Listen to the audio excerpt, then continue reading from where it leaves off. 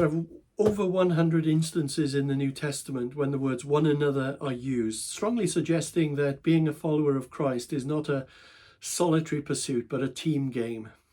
The Bible knows nothing of solitary or detached Christian faith. Luke, in his book of Acts, portrays the early Christians in Jerusalem as an active community. He provides a little insight into what the church looked like. And this is what he writes. Everyone was filled with awe at the many wonders and signs performed by the apostles. All the believers were together and had everything in common. They sold property and possessions to give to anyone who had need. Every day they continued to meet together in the temple courts. They broke bread in their homes and ate together with glad and sincere hearts, praising God and enjoying the favour of all the people. And the Lord added to their number daily those who were being saved. I'm not surprised. What a beautiful portrait there of those early Christians, a vibrant, united fellowship of Christ followers who were doing life together. Churches, people, family, followers of Jesus sharing their lives.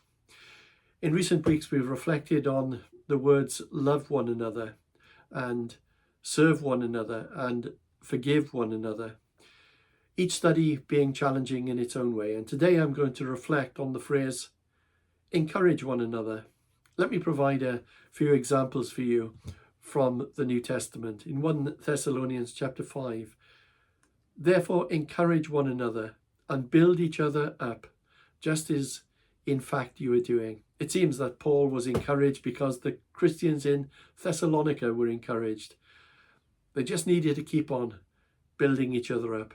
And then in Hebrews chapter 10, let us hold unswervingly to the hope we profess, for he who is promised is faithful. And let us consider how we may spur one another on towards love and good deeds, not giving up meeting together as some are in the habit of doing, but encouraging one another, and all the more as you see the day approaching. We see the beauty of Christian fellowship there, looking for ways to encourage one another and to stimulate one another's faith. The writer says that this can only be done if they're in regular fellowship as Christians. Don't give up meeting together, he says. And then there's 1 Thessalonians chapter 4. Therefore encourage one another with these words, writes Paul. Paul had written to the church at Thessalonica words of instruction on how to live a self-controlled and fruitful life, and then exhorts them to encourage one another with these words. Those same words contained in the scriptures encourage us today, 2,000 years on. Hebrews chapter 3. But encourage one another daily, as long as it is called today, so that none of you may be hardened by sin's deceitfulness. Maybe we should underline that word, daily. As discouragement creeps up on us, you might be encouraged today, but stuff happens and tomorrow might be another matter altogether. As I look back to my younger childhood, the classroom was a tough place for me. I couldn't read. Well, not initially. I was in school for over 2 years before I made any progress at all in the reading department, falling further and further behind. Written words didn't make any sense to me at all. At that time, my parents moved home and I changed school, and an elderly teacher named Miss Sims decided to help me. She told me that I could do it and taught me how to do it, and within 1 year, I climbed from being the bottom of the class and not being able to read to coming third in the class in the annual tests. Thank you, Miss Sims. The power of encouragement.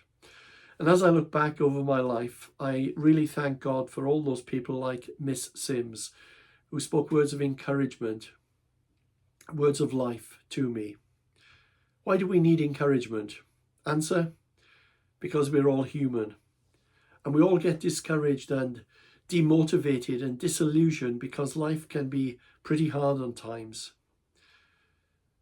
Don't ever think that people are in the super Christian bracket and require no encouragement. That's not so. King David needed it. The Apostle Paul needed it. Moses needed it. And even Jesus, God's Son, also needed encouragement whilst in his earthly body. In the Garden of Gethsemane, Jesus prayed, "Father, if you are willing, take this cup from me. Yet not my will, but yours be done." The next verse we read, "An angel from heaven appeared to him and strengthened him." For Jesus to fulfill his Father's will was a most difficult task. The tension was great between the desire to fulfill Father's will and Jesus' own human revulsion and horror of the cross.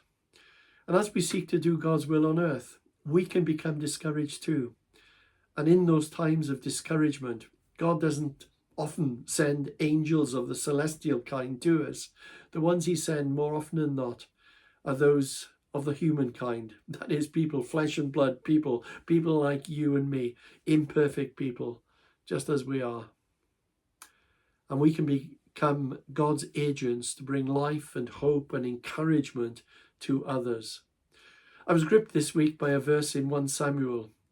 Before sharing this verse with you, let me give you a little bit about the background.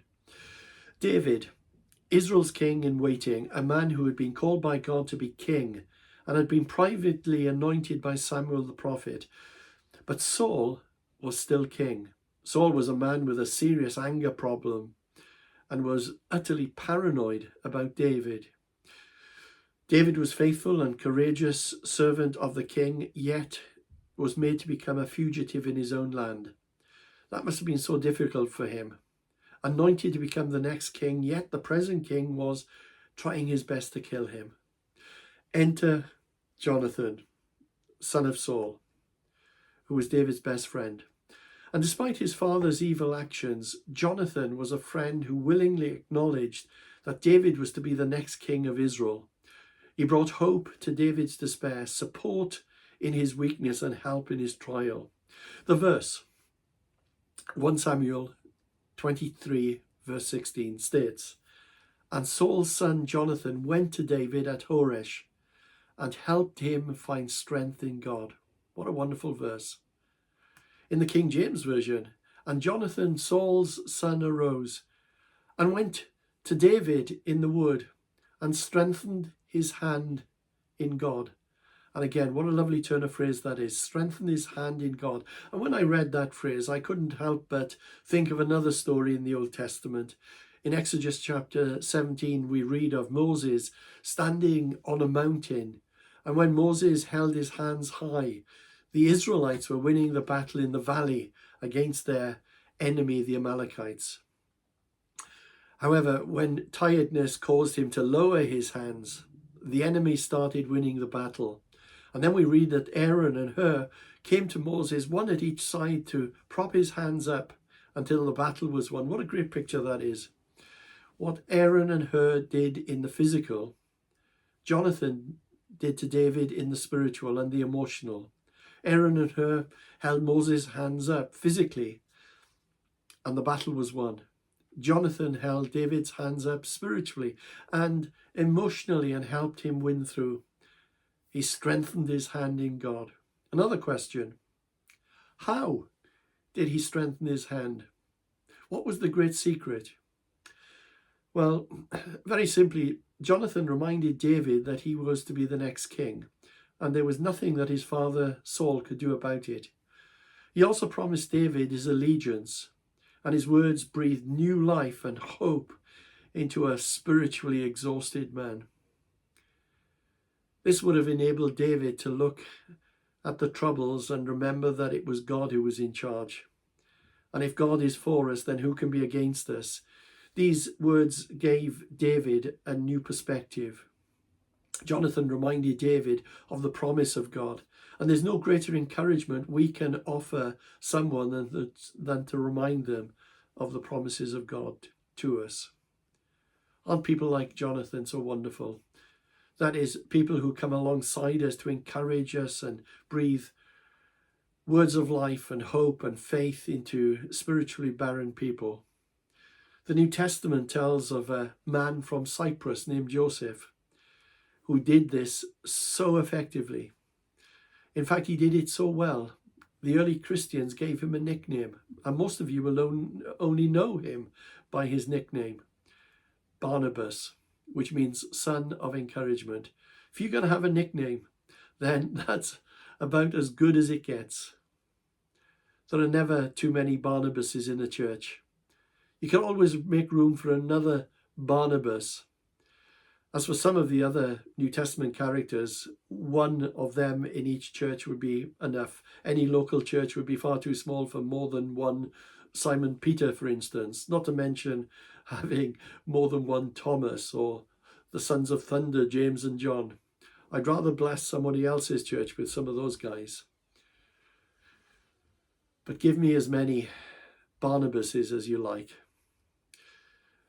There's a marvelous example of this son of encouragement at work, doing what he did best. In Acts chapter 11, we read about Christians that had been persecuted.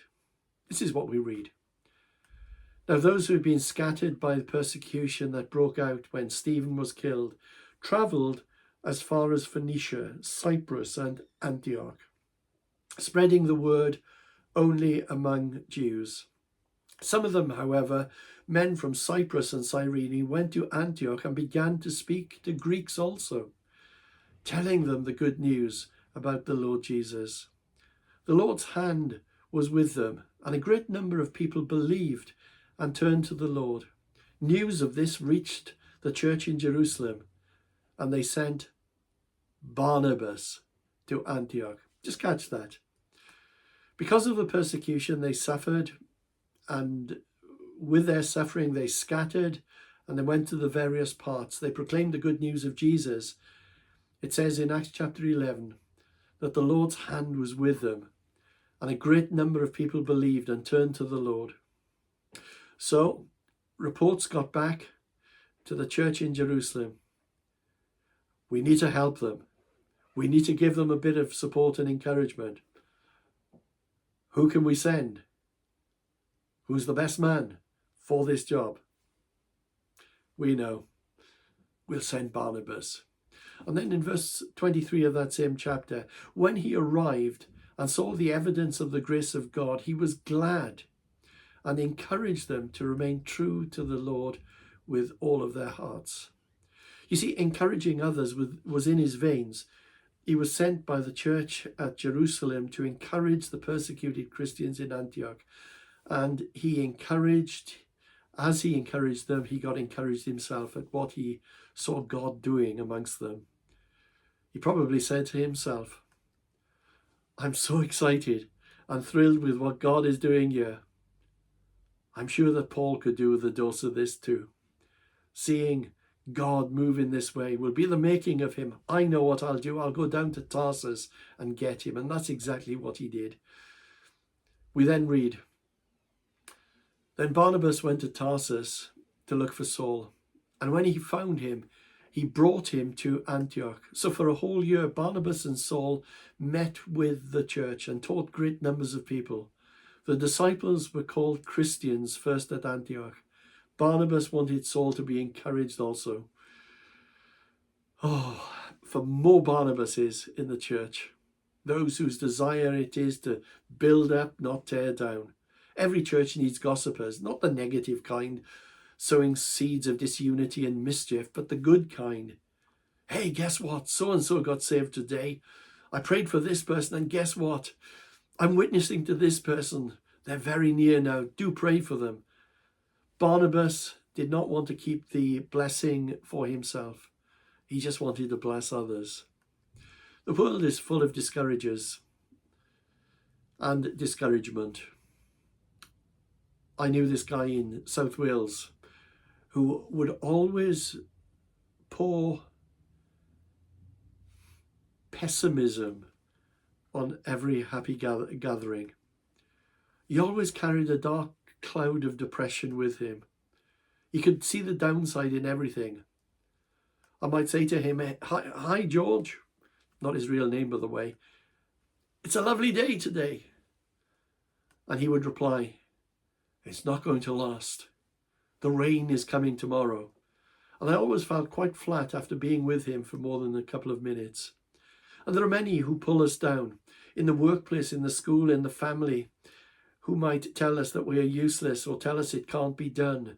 Pessimists who just love seeing the negatives. And discouragement is one of Satan's greatest weapons against Christian people. We need more Barnabases. It was Professor William Barclay who once wrote, "One of the highest of human duties is the duty of encouragement.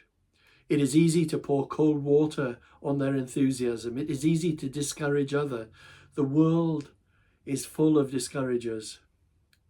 We have a Christian duty to encourage one another. Many a time a word of praise or thanks or appreciation or cheer has kept a man on his feet." James teaches us that our tongue might be a small part of our body, but it can do incredibly good or incredibly evil. The tongue that is used to praise God is the same tongue that is used to curse men. And James writes, "Out of the same mouth come praise and cursing. My brothers, this should not be." Our tongues can be used to encourage and to empower others to fulfill their potential, to soar in faith, to have hope for the future. Or our tongues can be used to discourage, to tear down, to hurt, to wound, to despise, and to dishearten. I imagine if James was writing today, he might also include, alongside what he says about the tongue, about what we write on social media or Facebook or even emails. We need such care in these things. It is possible to be gentle in person, but unwise in our social media presence, when we might say things far more forcefully than we would ever say to someone's face. And that is what the Corinthians accused Paul of saying. They said Paul's letters are demanding and forceful, but in person he is weak and his speeches are worthless. Some of you might remember the Carpenters, Richard and Karen, brother and sister singing duo. They had the world at their feet. They were an amazing talent. Karen had an extraordinary voice. Karen died unexpectedly of heart failure at the age of 32, brought on by years of self-abuse from the eating disorder, anorexia nervosa. But what brought on Karen's fatal obsession with weight control? The answer to that is, it seems a reviewer once called her Richard's chubby sister. That was it. You see, words have the power to destroy. Wrong use of words have broken marriages, divided families, wrecked churches, destroyed reputations, bred distrust, and motivated violence. You can use your tongue to destroy or to delight, to worship or to wound. We can speak words that build up or words that tear down, words that bring life and hope and faith, and words that bring despair and discouragement and hopelessness, words that honor God, words that dishonor God. You can change a person's life for the good or for the bad. You can move a person to new heights or new depths by the power of your words. Let me close with 5 practical suggestions. Number 1, make a decision to bless and encourage people every day of your life. Speak hope and life into hurting, broken lives. Empower those around you. Start today. In Romans chapter 12, Paul speaks about spiritual gifts that God has given the church. And in his list, he names encouragement. The gift of encouragement is most certainly one of the best gifts. Some people excel in this area. It's their gift. They're great people to be with. They lift you up. They put hope in your heart. Let me encourage you to be such a person. Secondly, be careful how you encourage. I found out that not all encouragement is actually encouraging. It's amazing the things that have been said to me after a sermon, such as, "If I'd known you were going to be that good, I would have brought my friend." "I don't care what others say. I thought you were great." "I know that I should have been there on Sunday and not visited that other church." "That was really good. Actually, I understood it this morning." But maybe the best one was when I took a youth weekend in my late 20s, many years ago. One guy came up to me after the weekend and said, "Pastor Steve, you surprised me. That was a brilliant sermon, because I used to think you were a prat." Be careful of what you say and how you say it. Make sure that in trying to be encouraging, you're not giving a backhanded swipe. Thirdly, be sincere. Don't be artificial and fake. I was once, many years ago, involved in a small church plant in Chiswick, London, where it was necessary for me to play a guitar and lead the worship. Please stop laughing now. I can see you. Well, after one service, which was as musically disastrous as all the others, a lady came up to me to thank me for my musical ministry. Well, to tell you the truth, I wasn't particularly encouraged, as I thought that this person was either insincere, has a major hearing defect, or perhaps something even more deep-seated wrong with her than that, and it turned out to be the latter. Fourthly, be creative and resourceful. Remain on the lookout for those to whom you can speak words of encouragement. Someone maybe who has been ill or in trouble or in difficulty. Write a letter or a card or an email, or pick up a phone. Pray for some person and tell them that you are praying for them.